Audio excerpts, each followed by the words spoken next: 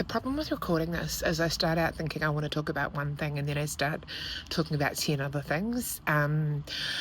So clearly I've got some work to do on this, but yeah, my name's Megan. I'm a survivor of abuse and stateside care. I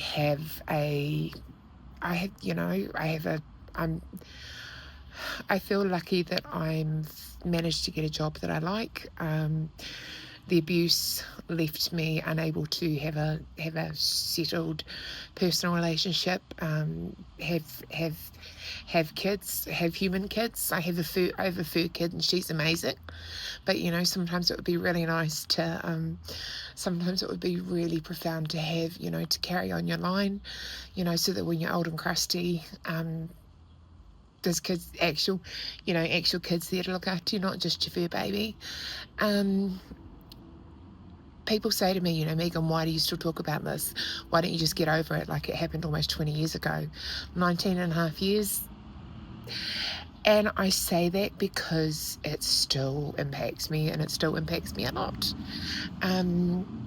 Back in 2014, I ended up getting admitted to what is now Hamilton.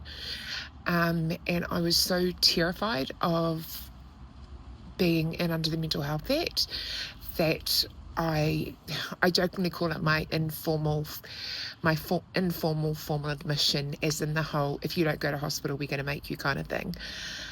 Because I knew enough by that stage that they couldn't seclude me. There was most stuff they couldn't do if I wasn't under the Mental Health Act, and if I didn't invite them, and if I didn't argue or anything like that, then they couldn't put me under the Mental Health Act.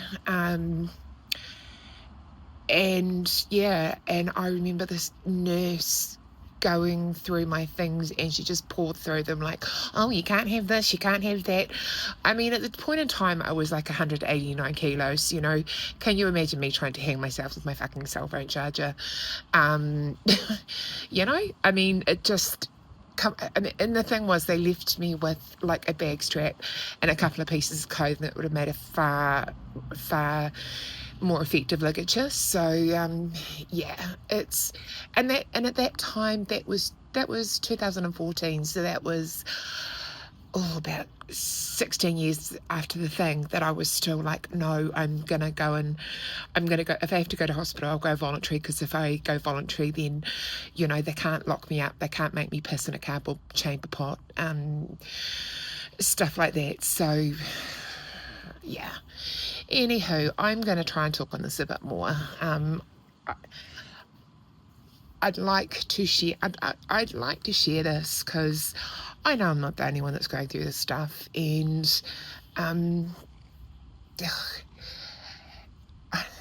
I didn't know what it meant until it afterwards. Whānau morehu, family survivors, we have come through some bad, evil shit by people that were meant to be caring and were meant to look after us, and we fucking survived. And I say, don't let the bastards grind you down, because we survived. We survived, and we are amazing, awesome, incredible people. So yeah, signing off today, folks.